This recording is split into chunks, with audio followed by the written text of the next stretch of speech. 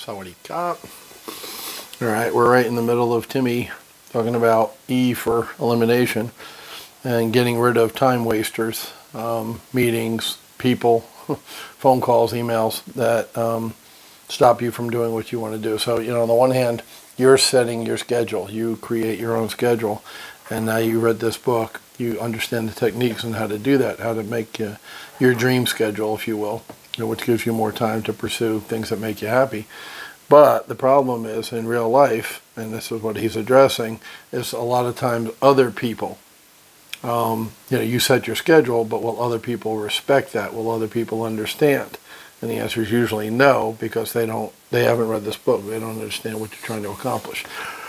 So, for the last chapter, basically, he's been talking about how to train other people. And if that sounds obnoxious to you, just understand they don't know what you know. So you have to teach them how to respect your time, because right now they don't. And it's not that they're being rude or mean or holding you back or any of that stuff. It's just they don't understand the techniques in this book. They haven't read the book like you have. So basically, you're training your boss, as bizarre as that sounds, as upside down as that might sound to you at this point. And you're training your coworkers and your friends and family and everybody else who takes your time without permission.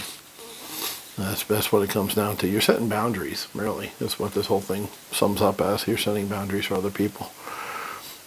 Set the rules in your favor. Limit access to your time. Force people to define their requests before spending time with them. And batch routine, menial tasks to prevent postponement of more important projects. Just prioritize, basically. Do not let people interrupt you. Find your focus, and you'll find your lifestyle. The bottom line is that you only have the rights you fight for. And that's it. The bottom line is you only have the rights that you fight for. In the next section, automation, we'll see how the new rich create management-free money and eliminate the largest remaining obstacle of all, themselves. All right, got to get yourself out of the picture. Once you eliminate the time wasters, now you got to get yourself out of the picture. Q&A, once again, questions and actions. People think it must be fun to be a super genius, but they don't realize how hard it is to put up with all the idiots in the world.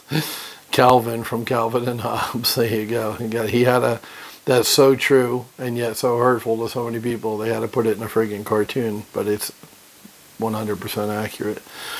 Blaming idiots for interruptions is like blaming clowns for scaring children. They can't help it. It's their nature. Then again, who am I kidding, and have, on occasion, been known to create interruptions out of thin air. If you're anything like me, that makes us both occasional idiots. Learn to recognize and fight the interruption impulse. This is infinitely easier when you have a set of rules, responses, and routines to follow. It is your job to prevent yourself and others from letting the unnecessary and unimportant prevent the start-to-finish completion of the important. This chapter differs from the previous in that its necessary actions, due to inclusion of examples and templates, have been presented throughout from start to finish. This Q&A will thus be a summary rather than a repetition. The devil is in the details, so be sure to reread this chapter for the specifics. Yeah, like I said before, watch the videos that have this much meat in them over and over and over until, write it down, take notes, review it, get it planted in your head, these techniques and tricks and tips and ideas. The 50,000-foot review is as follows. Number 1, create systems to limit your availability via email and phone and deflect inappropriate contact. Get the auto response and voicemail script in place now. Master the various methods of evasion. Replace the habit of how are you with how can I help you. Get specific and remember no stories. Focus on immediate actions. Set and practice interruption killing policies. Avoid meetings whenever possible. Use email instead of face-to-face meetings to solve problems. Beg off going. This can be accomplished through the puppy dog close. If meetings are unavoidable, keep the following in mind. Go in with a clear set of objectives or agenda and set an end time or leave early. Batch activities to limit setup costs and provide more time for dreamline milestones. What can I routinize by batching? That is, what tasks, whether laundry, groceries, mail, payments, sales reporting, for example, can I allot to a specific time each day, week, month, quarter, or year, so that I don't squander time repeating them more often than is absolutely necessary. That was number 2. 3, set or request autonomous rules and guidelines with occasional review of results. Eliminate the decision bottleneck for all things that are non-fatal if misperformed. If an employee believe in yourself enough to ask for more independence on a trial basis, have practical rules prepared and ask the boss for the sale after surprising him or her with an impromptu presentation. Remember the puppy dog close, make it a one-time trial and reversible. So basically it's a no risk to your boss to let you do this. For the entrepreneur or manager, give others the chance to prove themselves. The likelihood of irreversible or expensive problems is minimal, and the time savings are guaranteed. Remember, profit is only profitable to the extent that you can use it for the time that you need. For that you need time. You can use it for that you need time. Okay, I got it. All right. Remember, profit's only profitable to the extent that you can use it for that you need time. So free up your time to make more profit and to do things you like to do. Tools and tricks. Eliminating paper distractions, capturing everything. Evernote.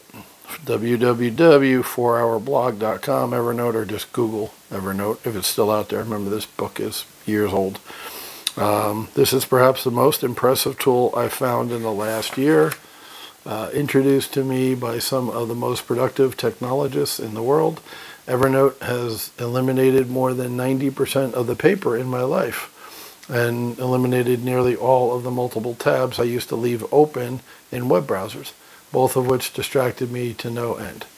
It can clear out your entire office clutter in 1 to 3 hours. Evernote allows you to easily capture information from anywhere using whatever device is at hand. Everything is then searchable, findable from anywhere. I use it to take photographs of everything I might want to remember or find later. Business cards, handwritten notes, wine labels, receipts, whiteboard sessions, and more. Evernote identifies the text in all of these pictures automatically, so it's all searchable. That's pretty cool.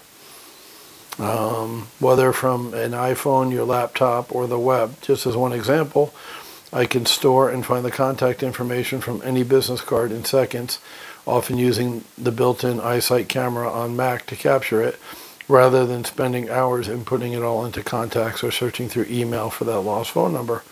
That sounds like it'd be useful in real estate, right? And if you have a big list of buyers, list of landlords, list of contractors, realtors. So yeah, awesome. It's mind-numbing how much time this saves. Scan all agreements, paper articles, etc. that would otherwise sit in file folders or on my desk. I use the Mac Fujitsu ScanSnap mini scanner, the best I've found, which scans all of it directly to Evernote in seconds with one button. Take snapshots of websites, capturing all text and link so I can read them offline when traveling or doing later research. Get rid of all those scattered bookmarks, favorites, and open tabs. So however you consume information, if you get one central location like this Evernote, if it still exists, it's going to save you a lot of time. First, recording the information, and then second, looking it back up later to use the information. Why store the information if you're not going to use it later? Screening and avoiding unwanted calls, grandcentral.com. and Youmail, Y-O-U, mail.com. In a world where physical address will change more often than your cell phone number and email, it can be disastrous if your number becomes public or gets in the wrong hands. Enter Grand Central, which will give you a number with the area code of your choosing, then that then forwards to your own phone. I now give a Grand Central number to anyone besides family and close friends. Some of the benefits, and you can do Google number too. I have a Google number for the office, for the real estate company. Identify any incoming number as unwanted, and that caller will then hear a number not in service message when attempting to call you. Customize your voicemail message to individual callers, spouse, boss, colleague, client, and listen in on messages as they're being left so you can pick up if the message is worth the interruption. Call recording is also an option.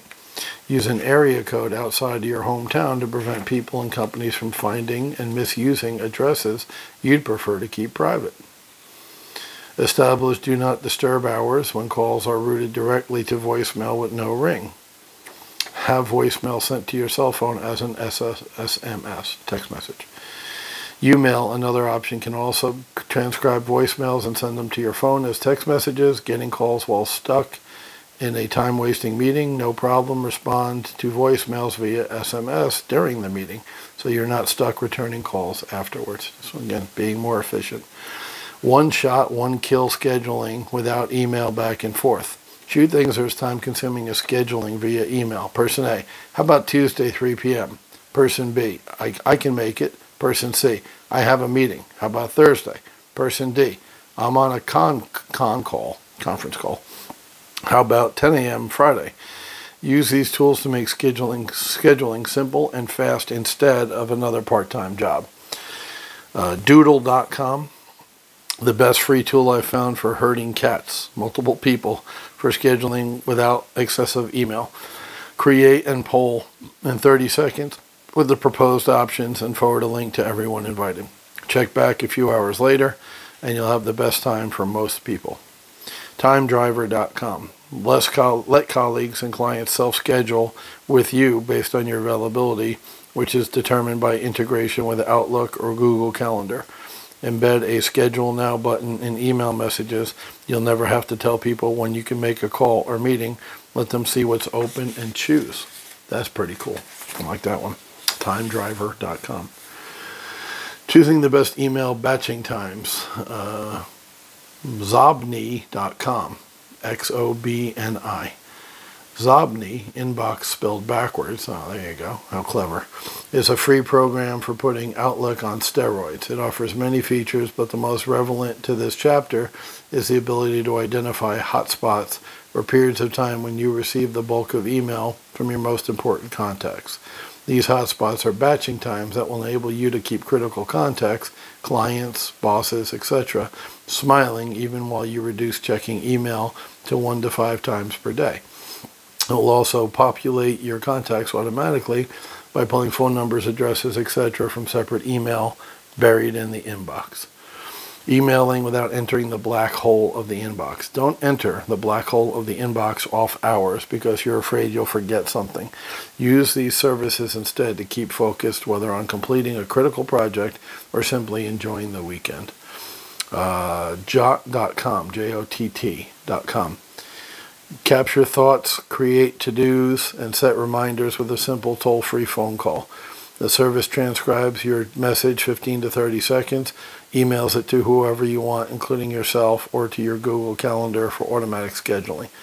Jott also enables you to post voice message links to Twitter, Facebook, and other services that tend to consume hours if you visit the sites themselves. Time check. Oh yeah, we're at 13 minutes. When it just keeps going on and on and on like that with content, I know we're hitting the limit. So 13 minutes, good. I'll wrap up here. This is one day in a series of several that has had tons of information, lots of tools he's using in this today. In this couple of pages we've read, 2-3 pages, has a lot of tools. Check them out. This book was written in 2007 and revised in 2009. There's a chance those tools aren't out there or there's better ones now. Google Time Scheduler or Note Taker, check for these first. If they're up, use them because they sound good and help you be productive. If not, Google a replacement, describe what the program does and see what the latest one is. Should be available for free. Everything out on the web is free now, so I wouldn't pay $29.95 per month. Again, that might make you feel good, like you're doing something. Oh, I bought a note taker, but you can get it for free. Just use it for free, especially in the beginning. You can worry about investing in technology later. Right now, just start using these tools to be more productive. Right, that's your focus. So very cool stuff. Once again, thanks to Timmy for writing the book. I'm enjoying reading it. And I hope you guys are getting something out of it also.